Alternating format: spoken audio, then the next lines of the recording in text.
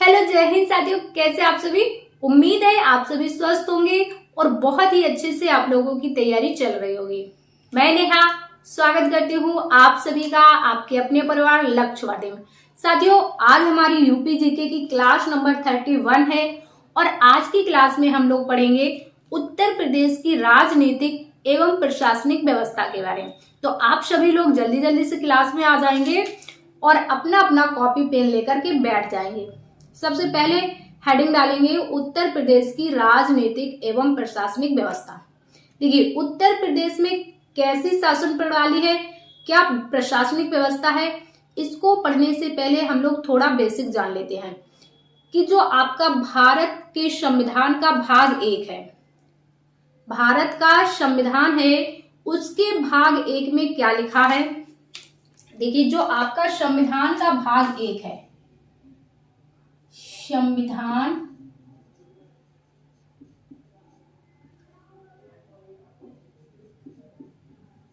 भाग 1, इसमें क्या लिखा है? इसमें लिखा है कि जो भारत है आपका, वो राज्यों का संघ होगा। क्या इसमें लिखा है? भारत राज्यों का संघ है ना? यही बात तो लिखी है। अब भारत राज्यों का संघ है और भारत में कितने राज्य हैं, कितने यूटीज हैं, यानी कि कितने राज्य हैं, कितने केंद्र शासित प्रदेश हैं। तो जो आपके कितने राज्य हैं, तो देखो इसमें जो आपके 28 राज्य हैं और आपके 8 यूटीज हैं, यानी कि यूनियन टेरिटरी स्टेट। वर्तमान में 28 राज्य और 8 यूटीज। तो जो और इसी में 28 राज्य में एक आपका है उत्तर प्रदेश, जिसके बारे में हम लोगों को पढ़ना है। क्लियर? उत्तर प्रदेश 28 राज्यों का संघ है भारत, ये भाग 1 में बात कही गई है और इसी 28 राज्यों में एक है आपका उत्तर प्रदेश, जिसके बारे में हम लोगों को पढ़ना है। अब जो ये आपके 28 राज्य हैं, इनका प्रशासन कैसा होगा, कैसे इनकी शासन प्रणाली होगी, ये बात कही गई है आपके भाग 6 में। किसमें? भाग 6 में। जो आपके 28 राज्य और 8 यूनियन टेरिटरी हैं, इनके बारे में भाग 6 में बात कही गई है। क्लियर?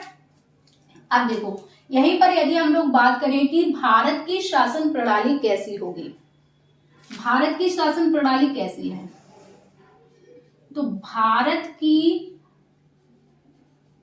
शासन प्रणाली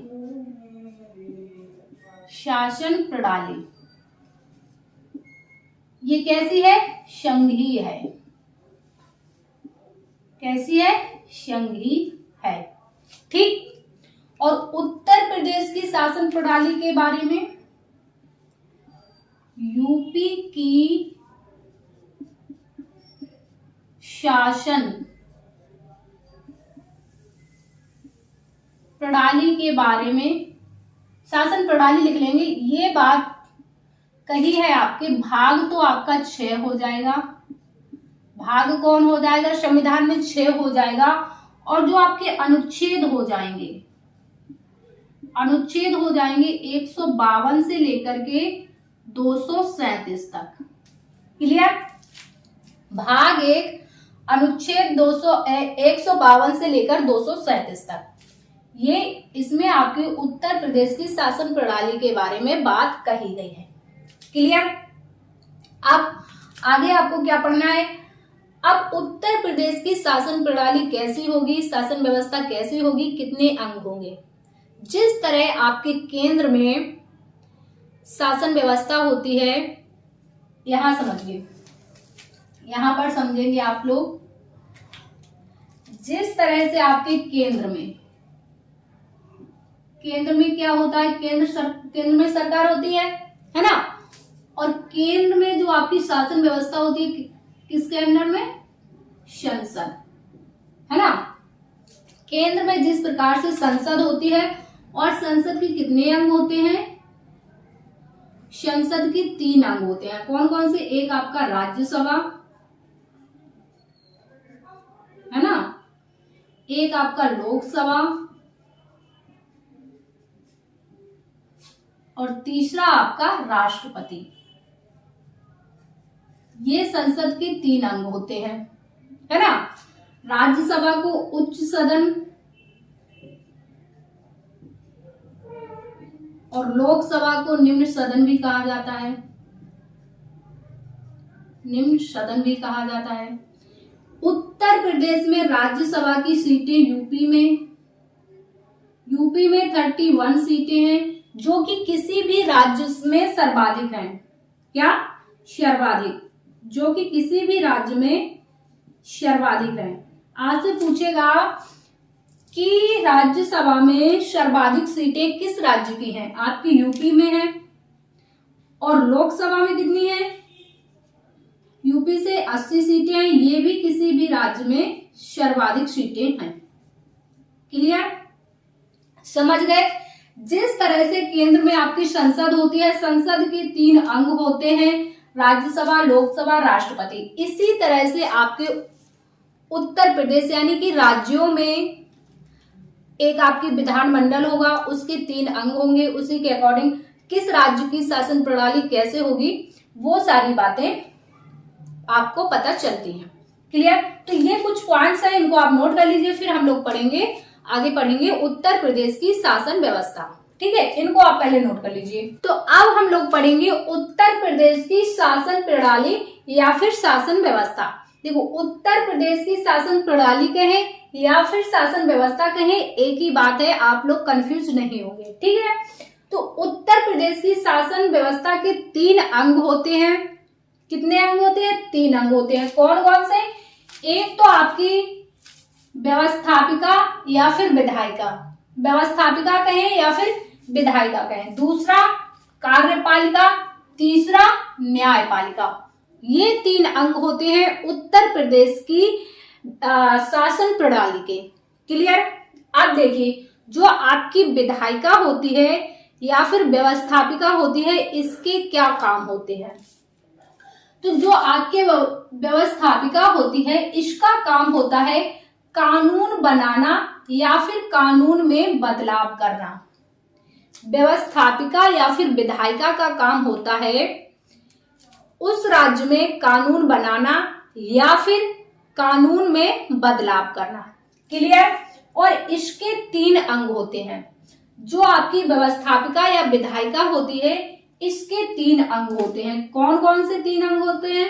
विधानसभा होती है, विधान परिषद होती है और राज्यपाल होते हैं।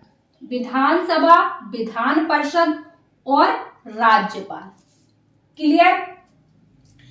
इसके बाद है आपका कार्यपालिका। कार्यपालिका का क्या काम है? कार्यपालिका का काम है प्रशासन चलाना। कार्यपालिका का काम क्या है? प्रशासन चलाना। इसके अंदर में कौन कौन आता है? कार्यपालिका के अंदर कौन कौन आता है? एक तो आपके राज्यपाल आते हैं, राज्य के राज्यपाल प्लस राज्य के सीएम प्लस मंत्री परिषद। मंत्री परिषद। क्लियर? कार्यपालिका का काम प्रशासन को चलाना होता है और इसके अंदर राज्यपाल, सीएम और मंत्री परिषद आते हैं। क्लियर? इसके बाद नंबर 3 पे आपकी न्यायपालिका। न्यायपालिका का काम क्या होता है? न्यायपालिका का काम होता है न्याय देने का काम, न्याय दिलाना। न्यायपालिका का काम होता है न्याय देने का। इसमें आपके उच्च न्यायालय या फिर अधीनस्थ न्यायालय आते हैं। न्यायपालिका के अंतर्गत उच्च न्यायालय आएंगे या फिर उसके जो भी अधीनस्थ न्यायालय होते हैं वो आ जाएंगे। क्लियर? तो उत्तर प्रदेश की शासन व्यवस्था आप लोग समझ गए। क्वेश्चन आपसे पूछ लेगा कि उत्तर प्रदेश की शासन व्यवस्था के कौन कौन से अंग हैं या फिर कितने अंग हैं, या फिर क्वेश्चन आपसे इस तरह से पूछ लेगा, 4 ऑप्शन दे देगा। एक आपका विधायिका दे देगा, कार्यपालिका दे देगा, न्यायपालिका दे देगा और एक दे देगा आपका राज्यपाल, मुख्यमंत्री या फिर कुछ और।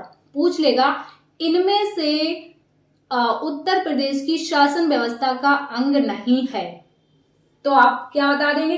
इन तीन के अलावा जो भी एक अन्य ऑप्शन दिया रहेगा उसको आप बता देंगे।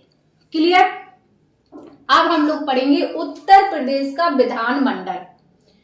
उत्तर प्रदेश का विधानमंडल कैसा है? तो उत्तर प्रदेश का जो आपका विधानमंडल है ये कैसा है? ये द्विसदनात्मक है। सदनात्मक।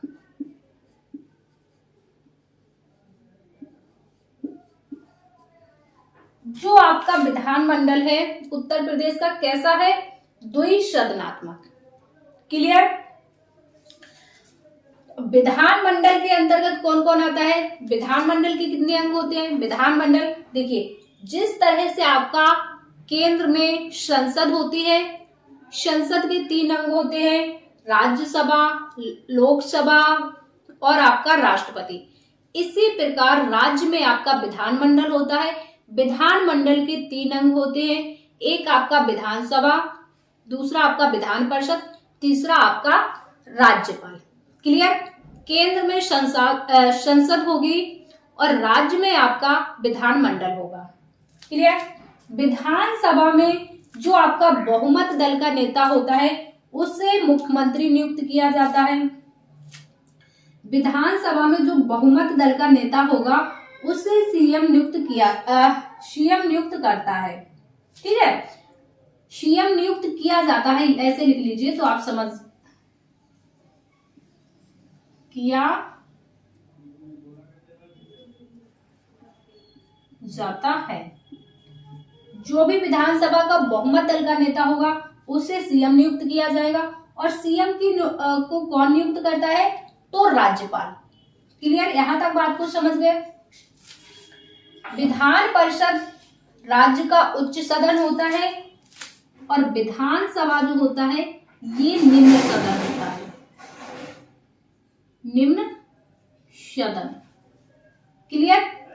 याद रखेंगे, विधानसभा निम्न सदन होता है जबकि विधान परिषद उच्च सदन होता है।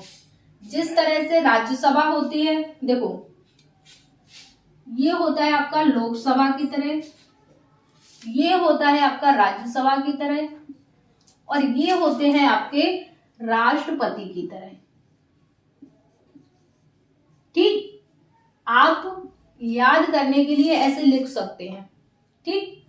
लोकसभा की तरह ये निम्न सदन होता है, राज्यसभा की तरह ये होता है आपका राज्य का उच्च सदन। क्लियर? इसमें जाने के लिए जो कम से कम आपकी आयु होनी चाहिए, एज यहां लिख लेंगे, आयु 25 वर्ष। इस विधान परिषद के लिए आयु 30 वर्ष और राज्यपाल के लिए आयु 35 वर्ष। क्लियर? समझ गए? इसके बाद जो विधानसभा है इसको भंग किया जा सकता है, विधान परिषद को भंग नहीं किया जा सकता। इसका कार्यकाल वैसे तो 5 वर्ष होता है लेकिन इसे कभी कार्यकाल से पहले भी भंग किया जा सकता है।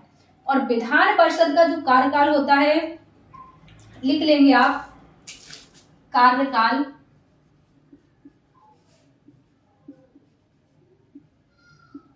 6 वर्ष। ठीक? इसे लिख लेंगे भंग किया जा सकता है, किया जा सकता है। क्लियर? अब ज्यादा नीचे हो रहा है, दिखेगा नहीं। इसका जो बेसिक आप कहें कार्यकाल जो होता है नॉर्मल 5 वर्ष का होता है, लेकिन कार्यकाल समाप्त होने से पहले भी भंग किया जा सकता है और विधान परिषद को भंग नहीं किया जा सकता। क्लियर? तो ये चीजें हो गई आपकी उत्तर प्रदेश के विधानमंडल से संबंधित कि जिस तरह से आपका केंद्र में संसद होती है, उसी तरह से आपके राज्य में विधानमंडल होता है। और यूपी का विधानमंडल द्विसदनात्मक है। क्लियर? तो ये सारी चीजें आपको समझ में आई, उत्तर प्रदेश की शासन प्रणाली एवं उत्तर प्रदेश का विधानमंडल, ये चीजें आपको क्लियर हो गई। तो इनको आप नोट कर लीजिए। आगे हम लोग पढ़ेंगे विधानसभा के बारे में कि विधानसभा का गठन कैसे होता है और विधान परिषद के बारे में। क्लियर? तो इनको आप लोग नोट कीजिए। अब आगे हम लोग पढ़ेंगे विधानसभा, यूपी की विधानसभा के बारे में पढ़ेंगे कि प्रेजेंट टाइम में वर्तमान में कौन सी विधानसभा चल रही है ना। और उत्तर प्रदेश में विधानसभा का गठन कब हुआ, पहली बार स्वतंत्रता के बाद कब हुआ, वो सारी चीजें हम लोग देखेंगे। तो आप लोग लिख लेंगे यूपी की विधानसभा, हेडिंग डाल लेंगे। अब देखिए उत्तर प्रदेश की जो विधानसभा है ये कौन सी है, 18वीं विधानसभा चल रही है। किस नंबर की विधानसभा चल रही है, तो ये आपकी 18वीं विधानसभा चल रही है। क्लियर? पूछेगा आपसे यूपी में पहली बार विधानसभा का गठन कब हुआ, कब हुआ? तो पहली बार जो गठन हुआ था ये 1937 में हुआ था। यूपी में पहली बार विधानसभा का गठन कब होता है, 1937 में होता है। और अगर आपसे पूछे कि यूपी में स्वतंत्रता के बाद विधानसभा का गठन कब हुआ, क्या यूपी में स्वतंत्रता के बाद विधानसभा का गठन कब हुआ, तो ये हुआ था आपका 8 मार्च 1952 में। कब? 8 मार्च 1952 में स्वतंत्रता के बाद होता है। क्लियर? अब जो आपकी उत्तर प्रदेश में विधानसभा की सीटें हैं वो कितनी हैं? उत्तर प्रदेश में विधानसभा की सीटों की संख्या क्या है? तो सन 2000 में आपके उत्तर प्रदेश के जो 13 पहाड़ी राज्य थे उन्हें काट करके एक नया राज्य बना दिया गया था, उत्तराखंड। ठीक है? तो 2000 से पहले उत्तर प्रदेश में विधानसभा की सीटें कितनी थी और 2000 के बाद में विधानसभा की सीटें कितनी हैं वो देखिए। 2000 में, ये 2000 है, 200 नहीं, 2000 में यूपी से अलग हो गया उत्तराखंड। ठीक है? अब 2000 से पहले जो आपकी विधानसभा की सीटें थी यूपी में 425 थी और 2000 के बाद जो विधानसभा की सीटें हैं वो कितनी हैं, 403 है। क्लियर? कभी आपसे पूछ ले कि जब उत्तर प्रदेश से उत्तराखंड अलग नहीं हुआ था उस टाइम यूपी में विधानसभा की सीटों की संख्या क्या हुआ करती थी, 425। क्लियर? अब कितनी है, 403। क्लियर? इसके बाद आपसे पूछेगा उत्तर प्रदेश में सर्वाधिक विधानसभा की जो सीटें हैं वो किस जिले में हैं? उत्तर प्रदेश में सर्वाधिक सीटें विधानसभा की किस जिले से आते हैं? तो इसका आंसर हो जाएगा आपका क्या, प्रयागराज। प्रयागराज। कितनी? 12 सीटें। प्रयागराज से 12 सीटें आती हैं आपके विधानसभा की। क्लियर? इसके बाद यूपी में विधानसभा की सबसे कम सीट वाले जिले, सबसे कम सीट वाले आपके 3 जिले हैं, चित्रकूट है, महोबा है, श्रावस्ती। इन तीनों जिलों में कितनी सीटें हैं, 2 सीट। इन तीनों जिलों में 2 सीट हैं विधानसभा की। क्लियर? चित्रकूट, महोबा, श्रावस्ती। सबसे ज्यादा प्रयागराज में 12 सीटें, सबसे कम चित्रकूट, महोबा, श्रावस्ती 2 सीटें। क्लियर? इसके बाद कुछ फैक्ट हैं आपके। देखो विधानसभा, आप सभी को पता है कि जो विधान परिषद है भारत के 6 राज्यों में है और विधानसभा सभी राज्यों में होती है ना।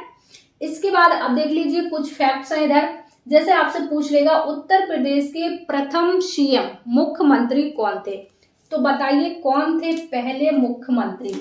तो ये थे आपके गोविंद बल्लभ पंत। कौन? गोविंद बल्लभ पंत। ये थे आपके उत्तर प्रदेश के पहले मुख्यमंत्री। दूसरा आपसे पूछेगा उत्तर प्रदेश की प्रथम महिला मुख्यमंत्री कौन थी, तो वो कौन हो जाएंगी, जल्दी से बताएंगे आप लोग। तो वो हो जाएंगी आपकी सुचेता कृपलानी। कौन? ये है आपकी सुचेता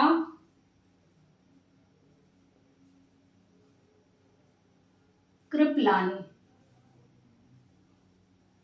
क्लियर? ये उत्तर प्रदेश की तो पहली महिला मुख्यमंत्री थी ही थी, इसके साथ ही साथ ये भारत में किसी भी राज्य की पहली महिला मुख्यमंत्री थी। इनसे पहले भारत की किसी भी राज्य में महिला मुख्यमंत्री नहीं बनी थी। अगर आपसे ये भी पूछा जाए कि भारत में किसी भी राज्य की पहली महिला मुख्यमंत्री कौन बनी, तो सुचेता कृपलानी बनी। किस राज्य की? उत्तर प्रदेश की। लिख लेंगे आप, ये आपके जो भारत में किसी भी राज्य में प्रथम महिला सीएम कौन? सुचेता कृपलानी। क्लियर? इसके बाद यूपी में सर्वाधिक बार सीएम कौन बने? उत्तर प्रदेश में सबसे ज्यादा बार सीएम कौन बने? तो वो थी आपकी मायावती। कौन? मायावती जी सबसे ज्यादा बार उत्तर प्रदेश में सीएम बनी। कितनी बार? 4 बार। कितनी बार? तो ये बनी है मायावती। कितनी बार? 4 बार। याद रखेंगे, ये 4 बार मुख्यमंत्री बनी है यूपी की। क्लियर? इसके बाद आपसे पूछेगा उत्तर प्रदेश के सबसे युवा सीएम, उत्तर प्रदेश के सबसे युवा मुख्यमंत्री कौन बने? तो सभी को पता है कौन बने? अखिलेश यादव। अखिलेश यादव। क्लियर? अब आपको ये बताना है, देखो कई बार आपसे पूछ लेगा कि ऐसे व्यक्ति जो उत्तर प्रदेश के मुख्यमंत्री भी रहे और भारत के प्रधानमंत्री भी रहे, उनका नाम आपको बताना है। उत्तर प्रदेश के सीएम भी और भारत के पीएम भी, ऐसे कौन से व्यक्ति? तो ऐसे आपके 2 व्यक्ति रहे, एक तो आपके चौधरी चरण सिंह और दूसरे विश्व प्रताप सिंह। 2 व्यक्ति रहे, एक तो आपके चौधरी चरण सिंह और दूसरे आपके विश्व प्रताप सिंह। क्लियर? ये तो आपको पता है कि सबसे ज्यादा बार मुख्यमंत्री यूपी की मायावती जी रही। कितनी बार? 4 बार। अगर आपसे पूछ ले 4 बार मायावती जी रही, ठीक है, 3 बार मुख्यमंत्री यूपी के कौन कौन रहे? 3 बार सीएम बनने वाले व्यक्ति, यूपी के 3 बार सीएम बनने वाले व्यक्ति कौन है आपके? तो ये है आपके चंद्रभान गुप्ता, मुलायम सिंह यादव जी, इसके बाद नारायण दत्त जी। क्लियर? 3 बार यूपी के सीएम बनने वाले व्यक्ति 3 हैं। कौन कौन? चंद्रभान गुप्ता, मुलायम सिंह यादव और आपके नारायण दत्त। क्लियर? इसके बाद आपसे पता है कि वर्तमान में कौन है? वर्तमान में आपकी 18वीं विधानसभा चल रही है, जिसके सीएम हैं आपके योगी जी, है ना। इसमें क्वेश्चंस जब उसको थोड़ा सा टफ बनाना होगा तो पूछ लेगा कि जो योगी जी हैं ये क्रम वाइज कौन से नंबर के हैं या फिर व्यक्तिगत किस नंबर के हैं। जैसे आपके देखो मायावती जी 4 बार बनी, ये लोग 3-3 बार बने, है ना। तो यहाँ पर क्रम और जो क्रम होगा मुख्यमंत्री का 4 बार तो यही बन चुकी, तो 5वां क्रम आ जाएगा, है ना, जब इनके बाद कोई बनेगा। और व्यक्ति तो वो दूसरा ही होगा, क्रम 5वां हो जाएगा, है ना। तो वही है, व्यक्तिगत वाइज तो ये 21वें नंबर के हैं और क्रम में ये 33वें नंबर के हैं। क्लियर?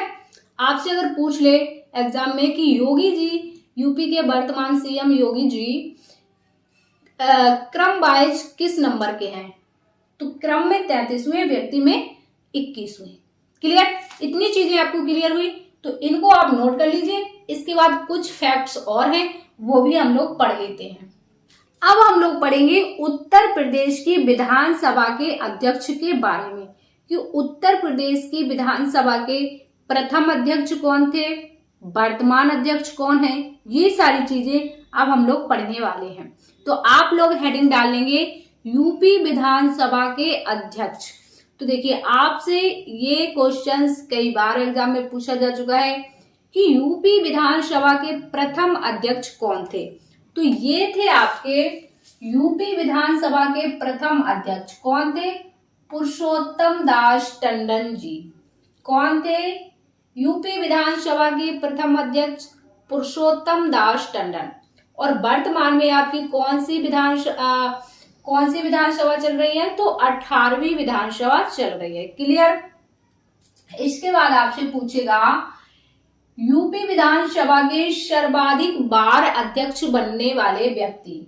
तो ये 2 व्यक्ति थे जो 3 बार विधानसभा के अध्यक्ष बने थे। कौन से 2 व्यक्ति थे? 3 बार बने थे। एक तो आपके केशरीनाथ त्रिपाठी, दूसरे आपके आत्माराम गोविंद। ये सबसे ज्यादा बार अध्यक्ष बने, दोनों लोग 3 बार बने। क्लियर? इसके बाद आपसे पूछेगा कि उत्तर प्रदेश विधानसभा के वर्तमान अध्यक्ष कौन है? तो कौन है? सतीश महाना। कौन है? सतीश महाना जी हैं वर्तमान यूपी विधानसभा के अध्यक्ष। इसके बाद ऐसे व्यक्ति जो विधानसभा अध्यक्ष भी रहे हों और बाद में सीएम भी बने हों, यूपी में विधानसभा के अध्यक्ष भी रहे हों और बाद में मुख्यमंत्री भी बने हों, ऐसे व्यक्ति कौन कौन से हैं? तो ऐसे भी 2 लोग हैं आपके।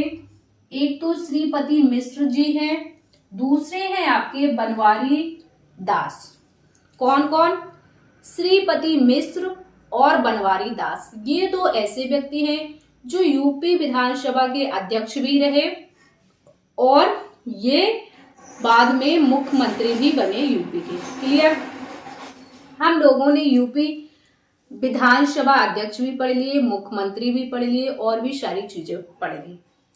अब हमारे उत्तर प्रदेश के राज्यपाल रह जाते हैं, उनको भी हम लोग पढ़ेंगे। तो आप लोग हेडिंग डालेंगे उत्तर प्रदेश के राज्यपाल, यूपी के राज्यपाल। आपसे पूछेगा यूपी के प्रथम राज्यपाल कौन थे? तो यूपी के जो फर्स्ट राज्यपाल कौन थी? ये थी आपकी सरोजनी नायडू, जो कि 1947 से लेकर 1949 तक। कब तक रहती हैं? 1947 से लेकर 1949 तक रहती हैं। इसके बाद सेकेंड जो राज्यपाल बनते हैं, ये कार्यवाहक राज्यपाल थे। सेकेंड जो नंबर के थे कार्यवाहक राज्यपाल थे, ये कुछ ही टाइम के लिए रहे थे, कुछ ही दिनों के लिए। कौन? विधु भूषण मलिक। ये 1949 में, क्योंकि 1947 से 1949 तक सरोजनी नायडू रही, है ना। कुछ दिनों के लिए विधु भूषण मलिक जी को कार्यवाहक राज्यपाल बनाया गया। और राज्यपाल की जो नियुक्ति करते हैं राष्ट्रपति करते हैं। कौन करते हैं? राज्यपाल की नियुक्ति पूछा जाएगा आपसे, कौन करते हैं? तो राष्ट्रपति जी करते हैं। क्लियर? इसके बाद जो थर्ड राज्यपाल रहे हैं यूपी के, थर्ड नंबर के, ये आपके एचपी मोदी रहे हैं 1949 से 1952 तक। 1949 से 1952 तक। क्लियर? ये चीजें आपको कंफर्म हो गई। तो आज हम लोगों ने पढ़ा उत्तर प्रदेश का राजनीतिक एवं प्रशासनिक व्यवस्था। ये वाला चैप्टर हम लोगों का समाप्त हो गया है। क्लास आपको कैसी लगी है कमेंट्स में जरूर बताइएगा। यदि क्लास आपको पसंद आई हो तो क्लास को ज्यादा से ज्यादा लाइक और शेयर कीजिएगा। चैनल पर यदि आप नए हैं तो चैनल को सब्सक्राइब कर लीजिए। हम मिलेंगे आपसे नेक्स्ट सेशन में। जब तक के लिए स्वस्थ रहिए और अच्छे से अपनी तैयारी करते रहिए। जय हिंद साथियों।